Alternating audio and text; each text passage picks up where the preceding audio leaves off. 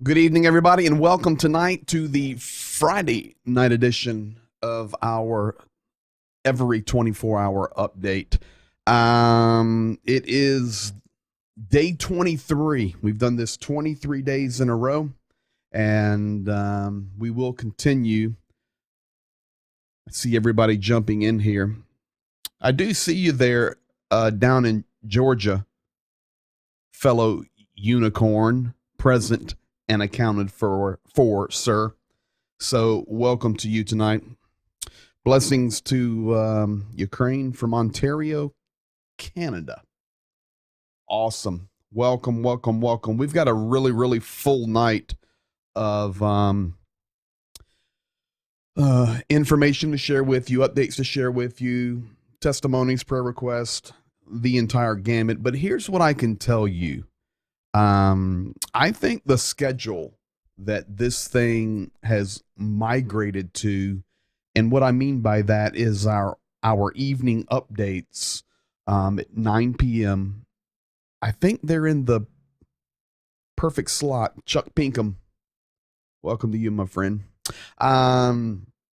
Because as you know, it's 3 in the morning in Ukraine. And it's kind of the still of the night. Typically, heavy bombings start again about 5 to 6 to 7 a.m. their time.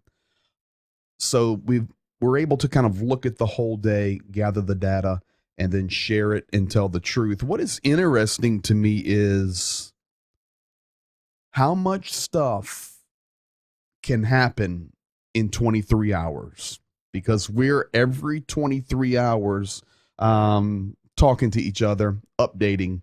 It is shocking how much stuff can happen in 23 hours. So, folks, I've got lots of video. In fact, I've got tonight something I doubt you're going to see anywhere else. Make sure you're liking and commenting, talking to me, sharing. This really works, folks, especially this one, because tonight, in just a few moments, I'm going to share with you a video of a family. The young man speaks in English, who escaped Mariupol. He's going to tell his story in his broken English. Zhenya helps him a little bit. This family is in Khmelnytsky, and the prayer, the support, the love, being here every night. As I told you, when they wake up, the Ukrainians are watching this. They love reading your comments. They love, hearing us share the truth, as we're talking about loving them, praying for them, supporting them in all spheres. So thank you for that. Financially, we're doing great. Thank you for continuing to sacrifice a meal at Applebee's once a week and just give online. Margaret Harris, prayers for Ukraine from Nevada. God bless you. So we will just continue. But tonight, you're going to hear directly from a Mariupol survivor that will be coming up. So lots of stuff. Today, I always like to update you as well on Zhenya and Rostik. Talked to Rostik just a little while ago. He is completely exhausted, but they're doing a great job. But it's wearing on them. He's very, very tired. I asked him tonight during the prayer event. He was texting me, and I was communicating with him. I said, "Man, how are you?" He said, "Man, I'm exhausted." I said, "Well, try to get some rest. Know that we are praying for you.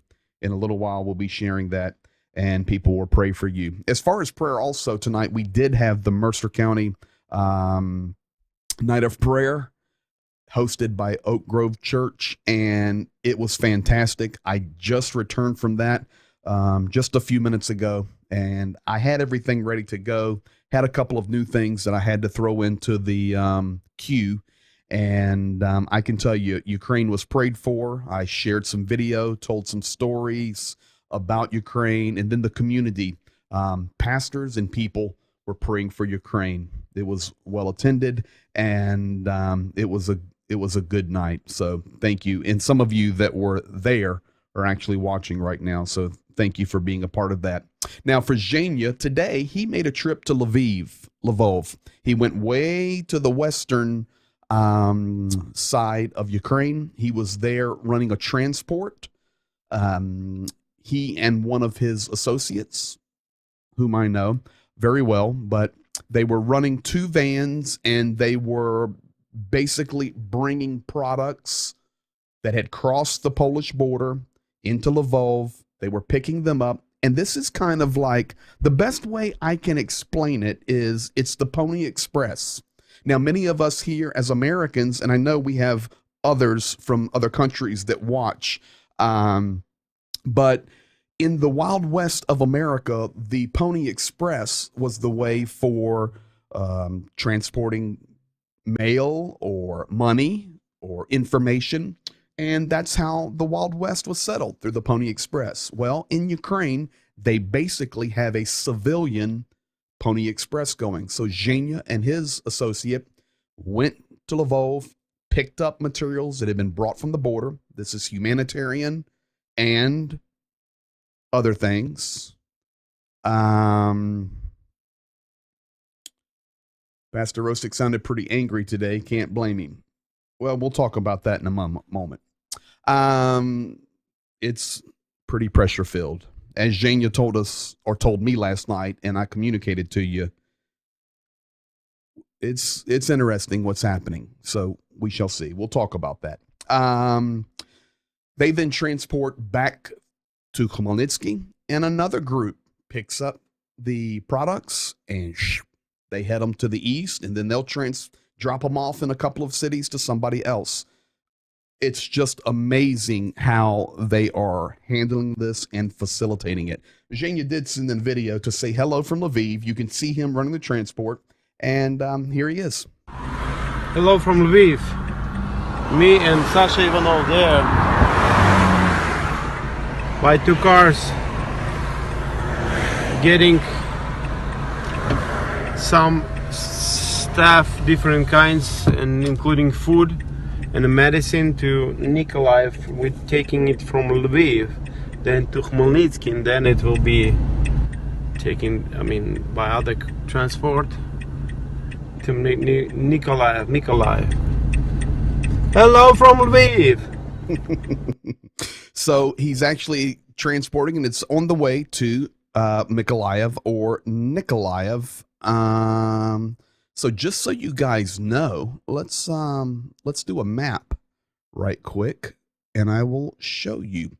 Mykolaiv is one of the biggest battle spots in Ukraine right now. Let's go to this view, and this is Ukraine.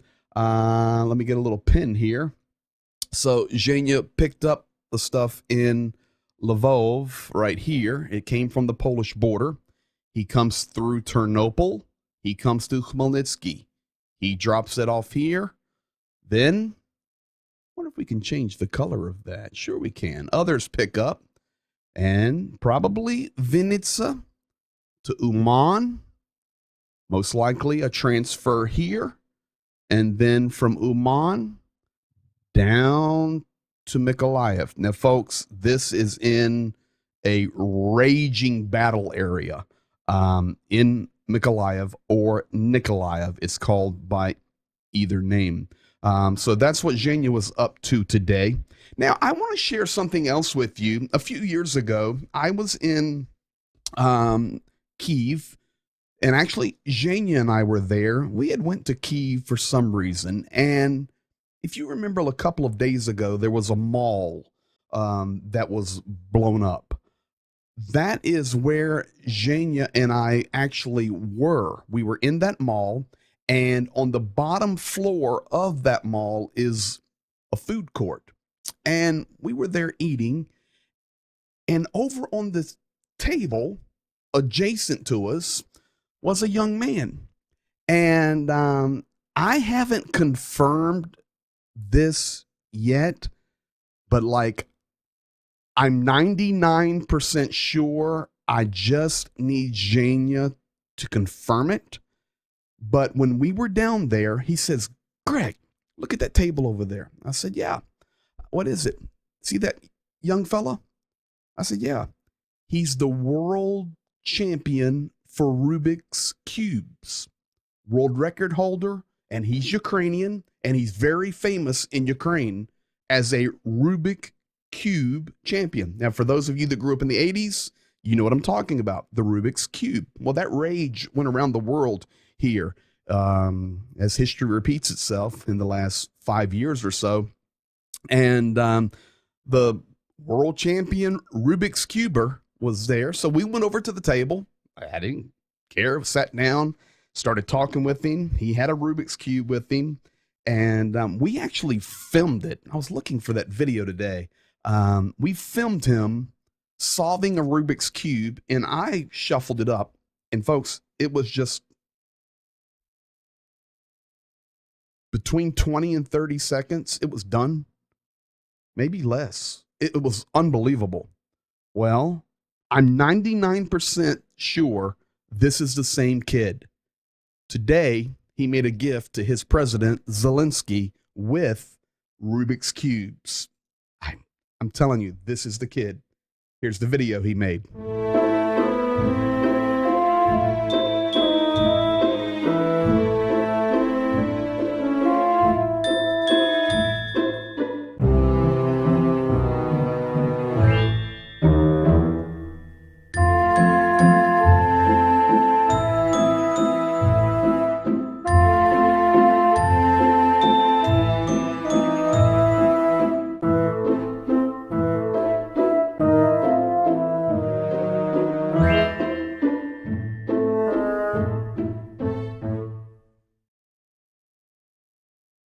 The kid's name is Alex. I'm 99% sure that's the same kid I met in Kyiv.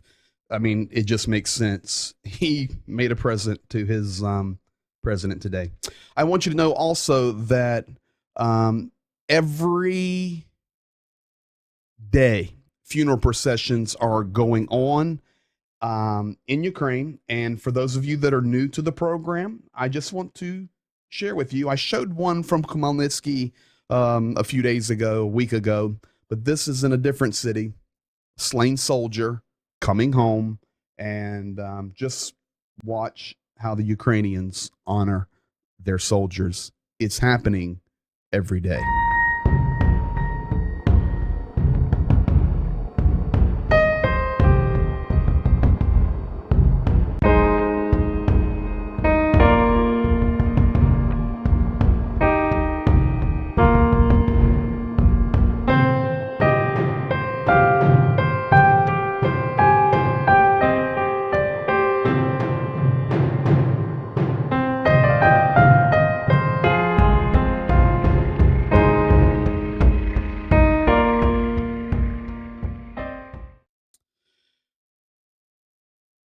Pretty amazing. And God bless those soldiers that have given their lives. Right now, I'm just going to tell you this, guys. Rick Barry had said something about just hearing some frustration, from one of our pastors and serving. The pressure is on them very intently. The numbers were released today that there are now well over 3.2 million refugees that are outside of Ukraine. And that was yesterday's number. So it's even more today. But internal refugees, displaced persons, 6.5 million. So let's just bump it a little bit.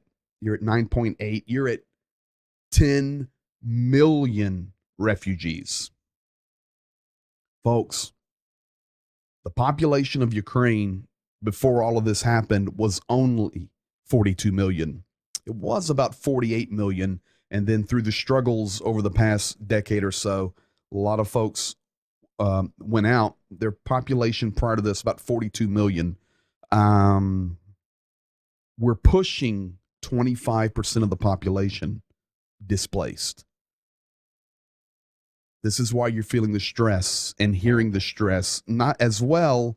You can see the updated map here, folks. In the South, here, I tell you the truth. Today was not a good day. Today was not a good day. They are doing a wonderful job of battling, but it's difficult to fight when bombs are dropping on your head. Kherson, major shelling today on the city of Mykolaiv here. You can see right to the left. And that's where the resources that Zhenya was a part of the Pony Express today. And just so you know, for example, how do we support them financially? Of course, food, clothing, infrastructure, buildings, all that. But even the fuel today, you and I and everyone giving helped supply that need, as there's that fuel we were helping them purchase today is supplying, even into the east, even into the hot war zones, the front lines. But the South right now is really under intense pressure. There was a very intensive missile strike today on a barracks in Mykolaiv, right there to the left. And the last number that I received was 49 soldiers were killed in their own barracks. So it's been a tough time.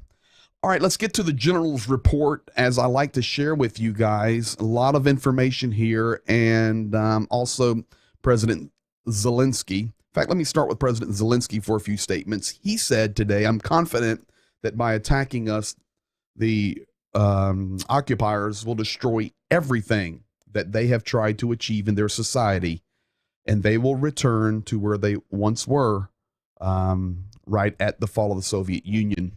Zelensky once again called on Western companies to continue leaving the Russian markets, and he specifically called out Nestle. Nestle, you have not left yet, and he called them out. Then from Zelensky's mouth, the president, he said more than 35,000 people have been able to flee Mariupol. We'll talk about that more in a little while. Then President Zelensky gave the presidential official number for the drama theater that was bombed, that was being used as a bomb shelter. He said, and I quote, "Rescue work continues at the site of the explosion at the drama theater in Mariupol. We have confirmation we've rescued 130. But we believe that there are up to 1,300 buried under the rubble." He then came out just a little while ago. This was a very, very early Saturday morning video. So that means it happened within the last 3 hours. It was a Saturday morning Ukraine time video where he just made a quick statement. He said, "To the people of Moscow, meaningful peace and security talks are the only chance for Russia to reduce the damage from these mistakes. It is time to meet. It is time to talk. It is time to restore the territorial integrity and the justice for Ukraine. Otherwise, if you continue, your losses will be such that generations will suffer in your homeland." That was a direct statement within the last 3 hours from President Zelensky. General Staff reported, they said, "We're working to strengthen a third ring of security around Kyiv." Very important, because today Kyiv was struck. I'm going to show you in a moment where that's at on the map. It's getting close. General Staff also put out the information that the Russian Federation is trying to build up troops in the direction of Kyiv. Reinforcements are coming, and they have switched, meaning the Russian army, to a around-the-clock operation of its enterprises. We are now being fired upon from the Caspian Sea. You say, well, the Caspian Sea? Yes, from the Caspian Sea. So not only do we have, I'll show you. Let me put that up. I've got my new little map program working here, and I think this may be one I'm liking here. So we know that air bombardment is happening from Sea of Azov. We know it's happening from the Black Sea, but now Ukraine is being fired upon from Russian naval vessels in the Caspian Sea. So there you have it. And of course, they are being fired upon as well from Belarus. And they're being fired upon from Transnistria. This region, remember, I've taught you about this region here between Moldova and Ukraine. Now you can understand a little bit more why there's some, to quote Pete Holdeman, who's probably watching, there's some angst, ANGST. Um, it's getting tight, folks, and the world's going to have to make some decisions. Man, I got too many buttons. All right. They went on to say in the Lugansk region, in the Donetsk region, the Russian army is stepping up its hostilities. That's in the Far East and in the South. Bombardment is happening in all the regions in the South. It's just been a very, very heavy 23 hours since we talked last night of bombardment. The general staff then went on to make a request. So here in America, and I know people are watching this from other countries, and you have different laws and different, rules. But here in America, gun ownership is a right. We have a right. In America, there are millions and millions of hunters. There are millions and millions of people that are not bandits and criminals. They're sportsmen and sportswomen who enjoy going to a pistol range and shooting. They're not out to hunt people, but Americans have a lot of weapons.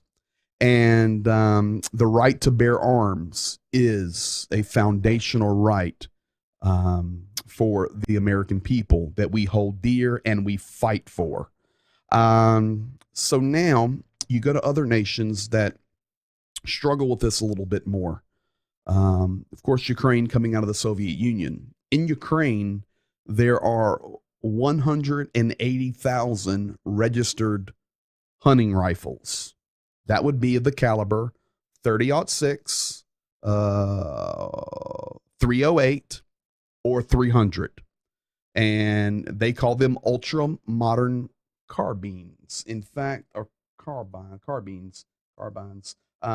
This is one that was donated today by a Ukrainian hunter. So the general staff put out a call.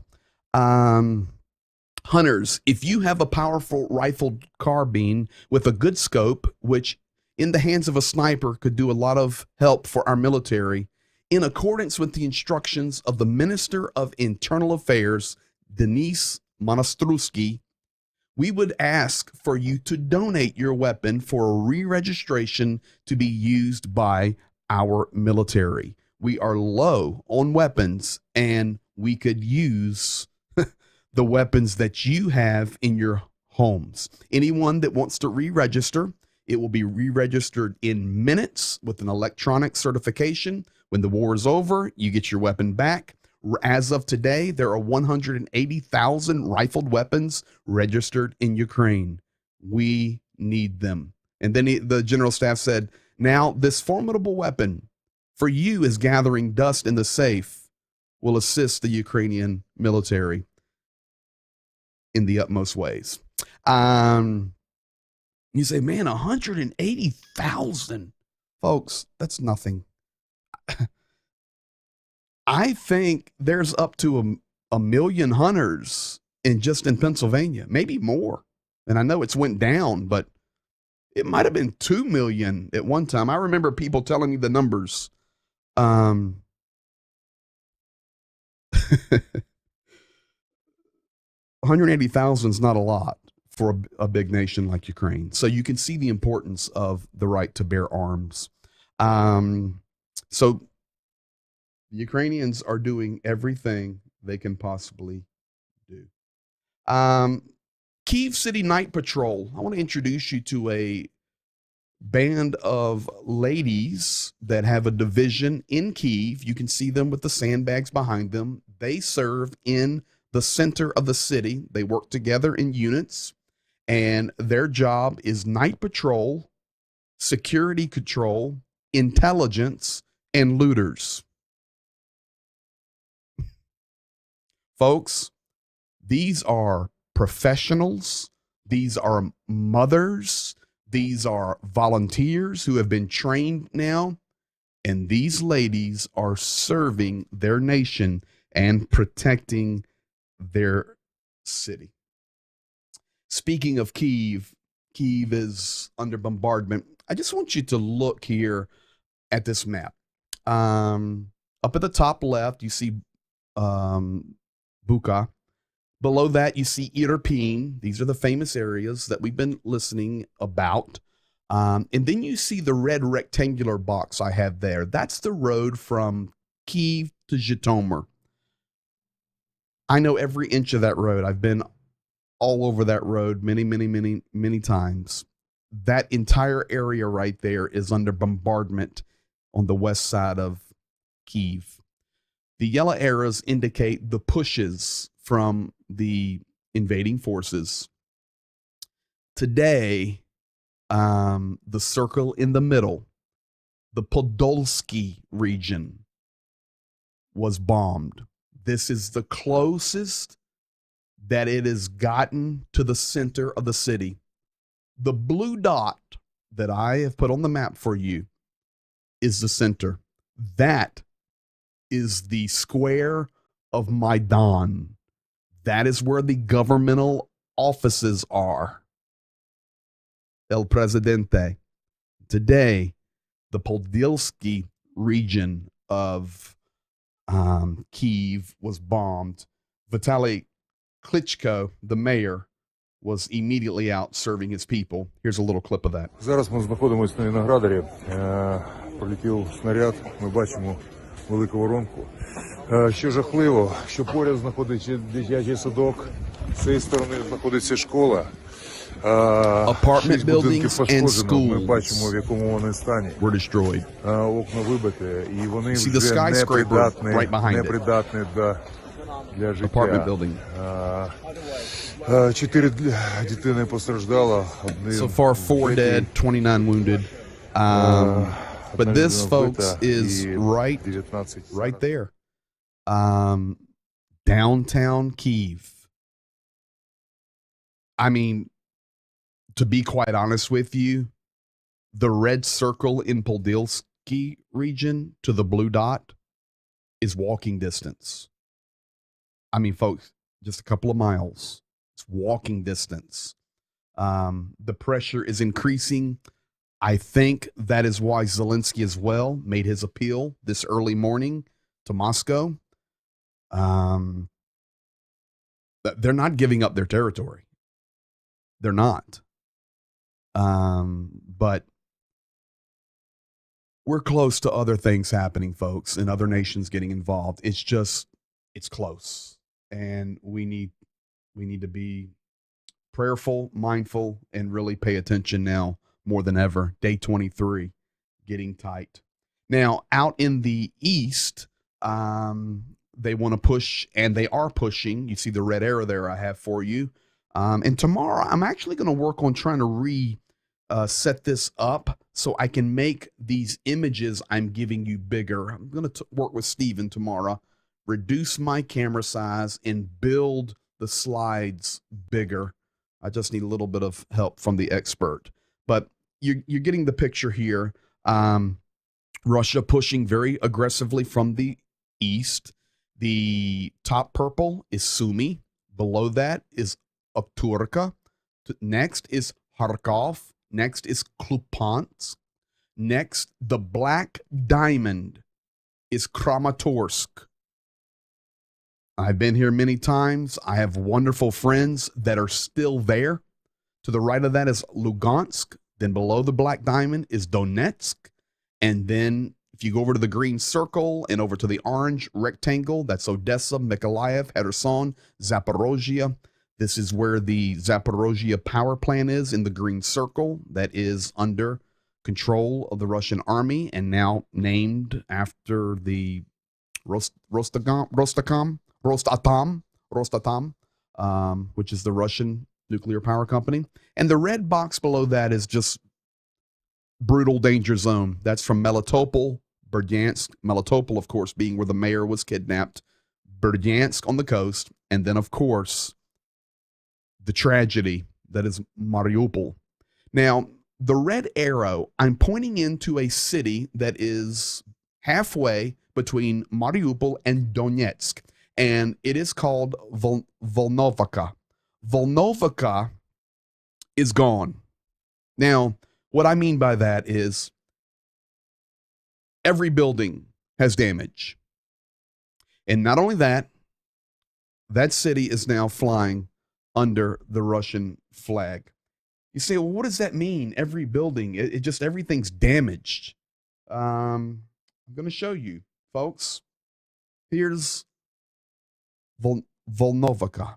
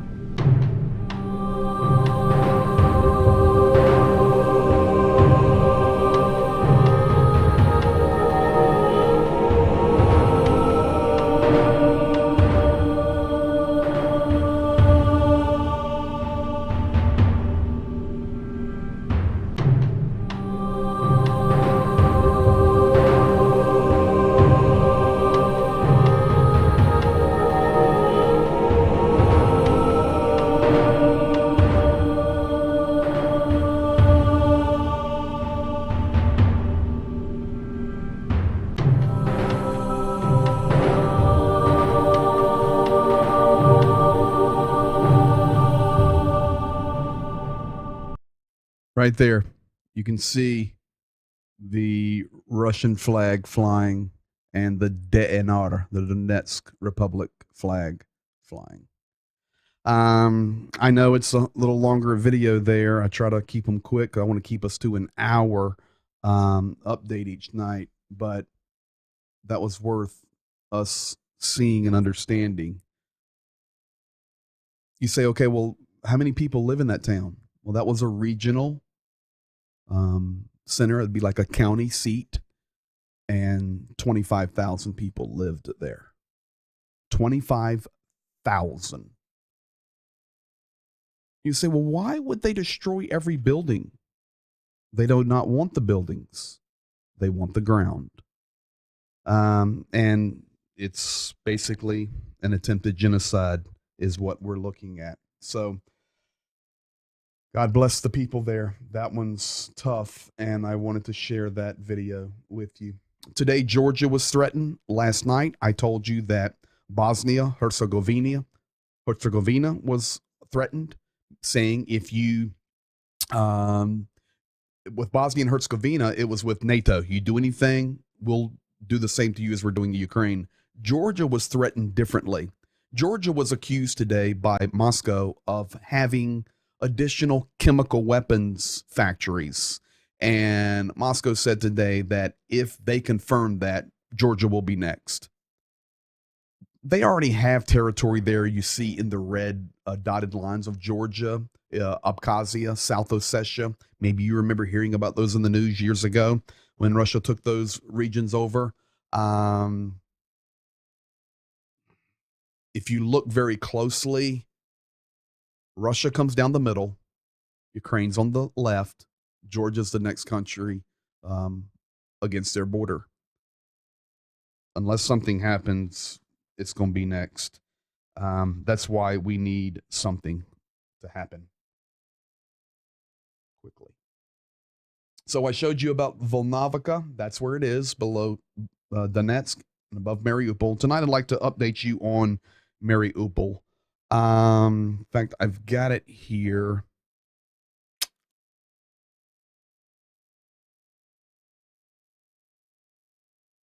Mariupol.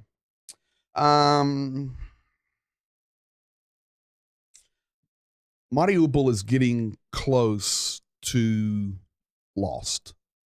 You come here to hear the truth each night. The Azov Battalion has done an amazing job. 800 Ukrainian soldiers have held on to that city for 23 days. 800. That's it. But they can't stop the bombs. People are escaping in their cars slowly, but it's becoming very difficult. Fighting is now raging between the Azov Battalion and the Russian military in the streets of the center of the city. The siege is very close to being over, with Mariupol falling. This is one of the leaders of the Azov Battalion. This is translated with the words at the bottom so you can understand. Слава Україні! В той час, коли я з вами спілкуюся, в місті тривають вуличні бої. Ворожа авіація та артилерія працює беззупинно. Місто зрівнюють з землею. Орки розстрілюють тих, хто був пов'язаний з армією. Беруть людей в заручники. В Маріуполі продовжують розбирати завали в драматичному театрі. Кількість тих, хто загинув від цинічного злочину РФ, досі невідома. Оборонці міста продовжують героїчну боротьбу, мужньо тримають оборону. В тому числі воюють трофейною зброєю. Ми чекаємо приходу основних сил та деблокади. Щодоби українськими військовими знищується з десяток бронетехніки та багато живої сили противника. Я хочу, щоб вся Україна пишалася героїчною боротьбою захисників міста. Розповідали це на весь світ. Я наголошую на тому, що Путіну потрібен Маріуполь для того, щоб показати слабкість нашої держави. Я наголошую на тому, що Путіну потрібен Маріуполь, щоб створити сухопутний коридор в Крим. Я наголошую на тому, що Путіну потрібен Маріуполь, щоб приховати справжні цифри жертв серед цивільного населення. Адже те, що вам кажуть, значно відрізняється від реальності. Маріуполь продовжує бути українським містом. Боротьба триває. So, folks, there you have it. That's accurate. You also can tell time-wise, it's not an old video. He's referring to the destruction of the drama theater. It's getting close. It's getting close. I saw this, and I just wanted to thank you. Jonas Chenil, Quebec loves Ukraine. Thank you, Jonas. They will see that tomorrow when they're watching. Quebec loves Ukraine. Thank you for joining us. John McElvey down in Alabama. You're right. Iran, China, India, Russia have made a pact. I heard this from a friend in India. Yeah, they have. Rainwater Games checking in from Seattle, Washington. Thank you you're welcome for keeping you informed. Thank you for being a part of it, my friend. Um, thank you for your loyalty and love of Ukraine. Huh. We're not stopping. We're standing with them, doing everything we can do. PK is doing an amazing job administrating the financial side, communicating, taking care of that, and I'm pumping out the information. And you guys are doing your part with sharing, loving, being here, supporting, commenting, telling your friends and neighbors. It's what we can do, and most importantly, praying for Ukraine. Thank you. Let's keep going. Mariupol. I told you today I had a special video for you. I'm going to show you that in a second. But before I show you that, I want to show you a quick clip from Mariupol. There is a company there called Azovstal. Azovstal.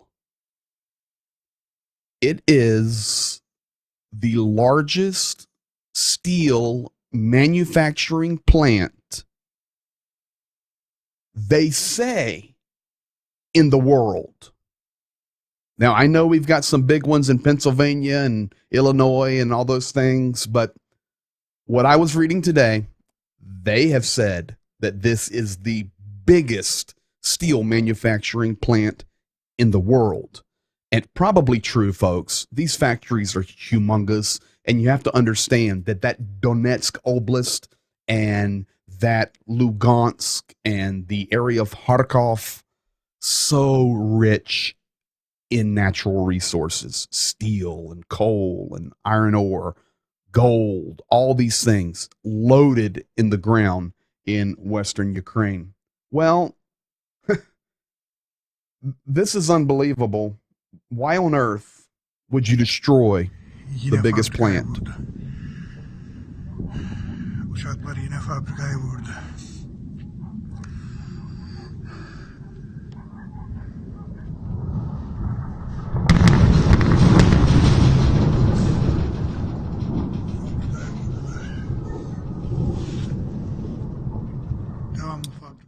It's enough. The video goes on for about another 90 seconds, and it's a nonstop bombardment. That plant has been destroyed. Where do people go back to work? I mean, you understand, this is in layers. This region of Ukraine is being razed to the ground. Now, big deal today, folks. Lavrov and Putin. I'm going to show you this.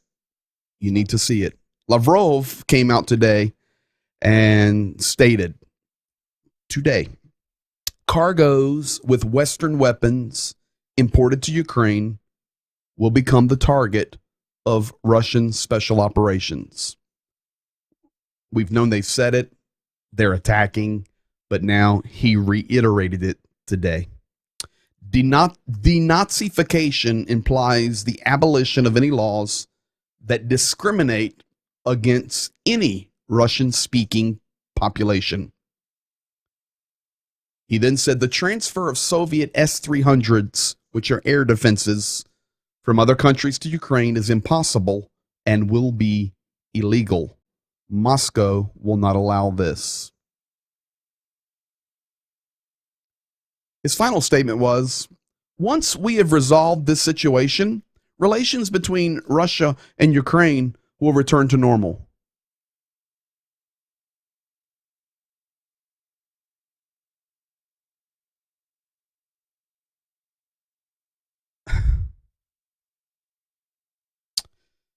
Maybe you knew this or you didn't. I don't know. I do not watch the local news. I'm working everything here and talking to them directly, getting stuff directly, not getting it third-partied.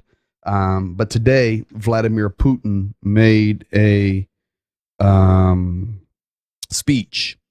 Today, they had a rally, 100,000 in the stadium, up to 200,000 outside of the stadium.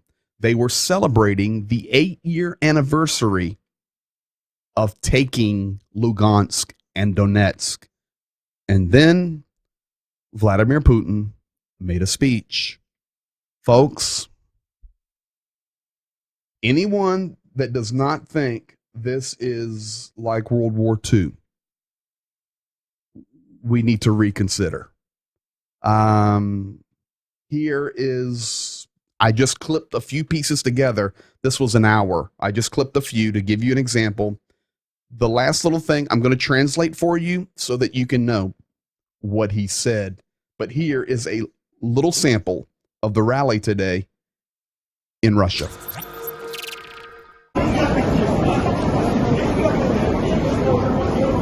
The people outside.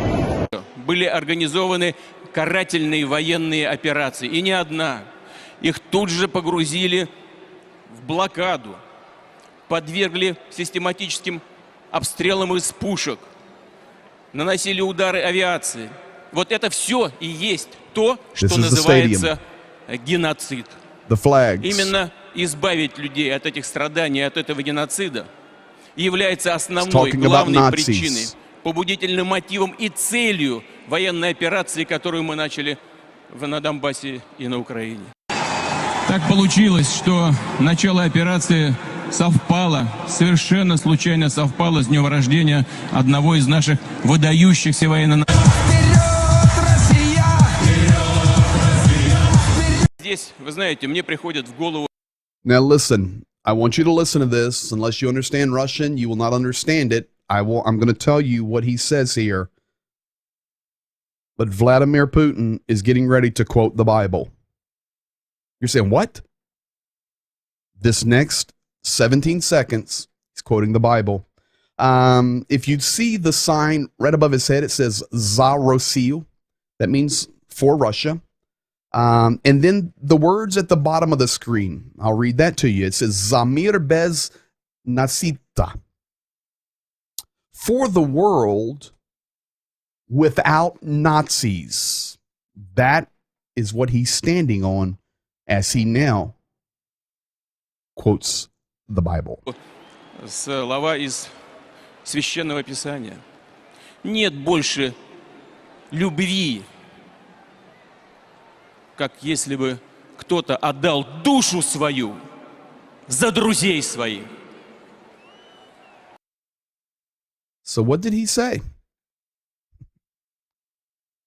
He just quoted the scripture says, remember this, there is no better love than if someone would lay his life down for his friends.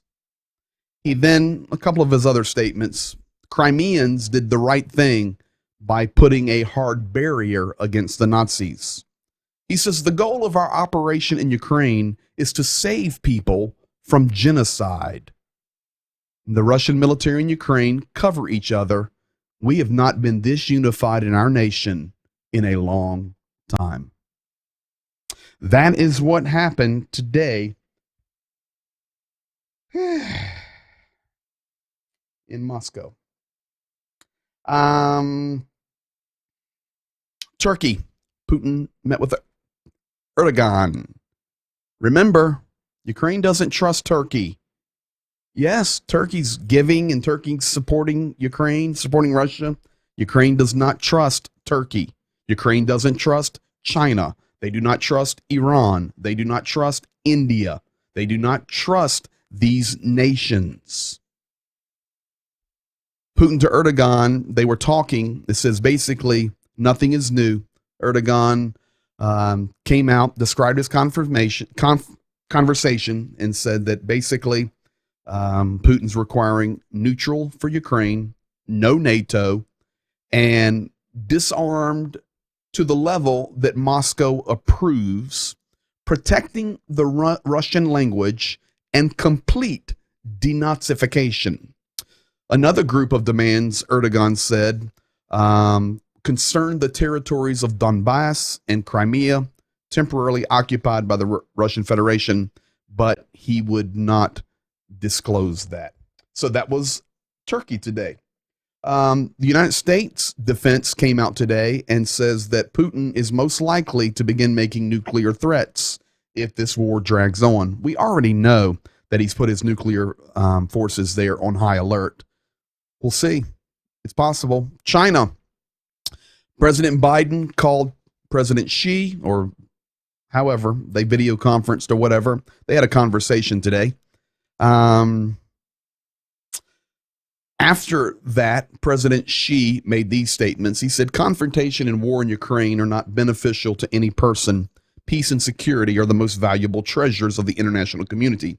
And then he says the U.S. and China should develop a bilateral relation so that we can together can take on international responsibility. I don't think so. Last time I checked, you're exterminating people in China. No, we're for life. We're for the goodness of God. We're for the good things of the world and Jesus being the hope of the world. We do not partner with dictators. President Biden, on his behalf, did not demand specific actions from Xi. He gave him no ultimatums.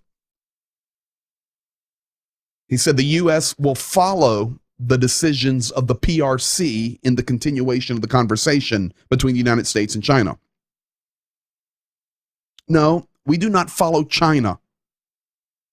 If China wants to talk to us, they can call us. Sorry, this is what's got us in this mess. We ignored Crimea. We ignored Donbass. Now we're just going to let China tell us when they want to talk to us. This is the problem. We are the superpower on the world, and we have a God-given right to give peace and love to people in the world.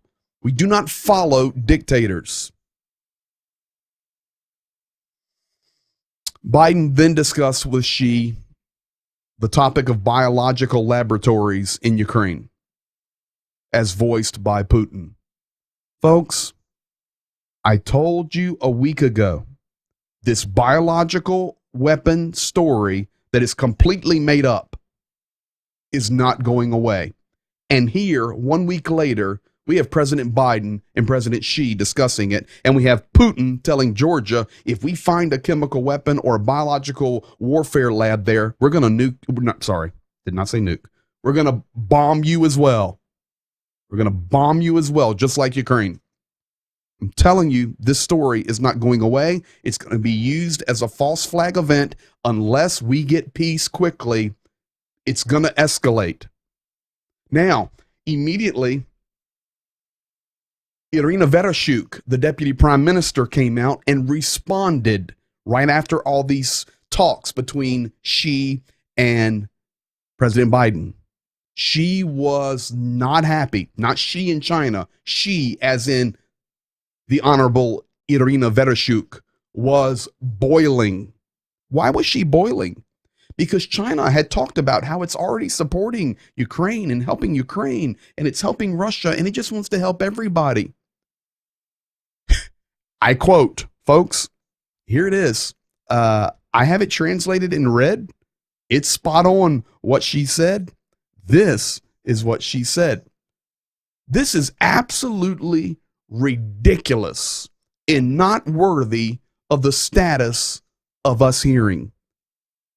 Just so you know, China has only given us blankets, no other support. The Russians are leveling our nation. We ask for our skies to be closed, and the great power of China sent us blankets. We do not need your blankets. We do not need your bedding. Why don't you send us a weapon to defend our precious soil? She was boiling. Folks, it's what's really happening. Lvov today did a honoring of the official number as of today. It's many, many more, but 109 babies have been killed in the onslaught. They put out 109 baby carriages as a remembrance, much like we put flags and crosses out. They want the world to see this is what is happening, and that number does not even scratch the surface. I want to give a big shout out tonight as we're closing to this guy right here. His name is Andre, I cannot pronounce his last name, Nimbakaritsi. He's originally from Tanzania, where we do a lot of work. But in 1996, there was an internal struggle, and he became a refugee from Tanzania, and he had to relocate to Burundi. Today, or yesterday, he came out. He said, I'm just a simple man in Africa, but I know what it means to be a refugee. I'm donating my entire crop to refugees. I'm sending 200 kilograms, 400 pounds of corn. God bless you, refugees. I know what you're feeling. Finally, a good story, Greece. You know, yesterday, Italy came out and said, when this is over, we're going to rebuild the drama theater in Mariupol. Greece came out today and said, when this is over, we're going to rebuild the maternity hospital. Now, folks, what we've been waiting for, I didn't mean to keep it to the end. I actually wanted to show it earlier, but I missed it. Today, we have a conversation directly. This is what we're going to close with tonight. I've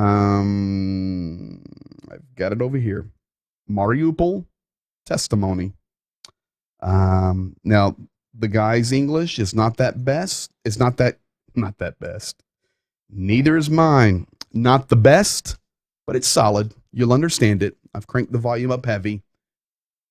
This young man survived Mariupol, but he's getting ready to tell you the truth. Hi, we just arrived from the Mariupol. We were in blockade 2 weeks, and right now we're in Khmelnytsky, and it was the hardest part in my life and the life of the old people in Mariupol, you know. And when we left the city, for us it's second birthday. Goodbye. Okay, Before he continues, he said, when we were able to leave the city, it was like a second birthday. His English is okay. Struggling for words, under the pressure. He's there in our refugee center, being fed, sheltered, clothed, bathed, everything. Zhenya then helps out, ask him a couple questions. Ты еще расскажешь что-то, что? Окей. Насколько это плохо? How bad is it? How bad is it? I think that 11 in 10. Okay. Let me tell you what he said. How bad is it? I think it's an 11 in a 10, meaning on a scale of 10, it's an 11. Have you been in the basement? No. We think that in basement it's very dangerous because we think that better will be in our house, in our apartment, due to a lot of walls, and we 15 days were in our house without electricity, gas, internet, and we. Did you catch it? 15 days in our house without water, gas, electric. And folks, it's below freezing there. We have cooked the foods in the On fire. in Open fire. on open fire, and in this time was some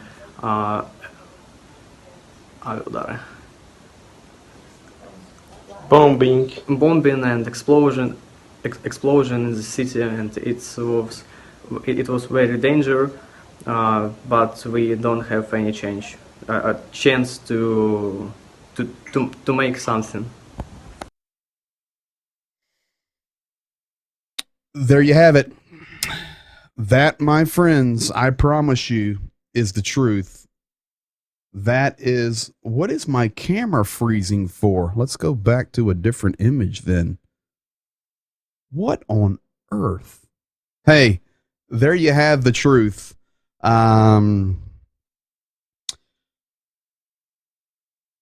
I go to this one? Hi. There you have the truth, folks. That was actually a person from Mariupol. Unbelievable, but it's the truth. So as always, we will continue to pray. We will continue to give. We will continue to share. Thank you guys tonight for being here. Remember, thank God every day for your situation, and continue to pray for the people of Ukraine. We will be here. We'll be back in 23 hours. Tonight, you've seen the truth. And remember, you do your part by sharing, telling others, giving financially, spreading hope, spreading love, all of those things. We thank you for being here. May the Lord bless you, keep you, cause his face to shine upon you, be gracious to you, give you peace, and may God grant peace to the land of Ukraine. We love you guys. Be blessed. And if you ever want to know, here's the button I hit to say good night. We'll see you in 23 hours. Good night.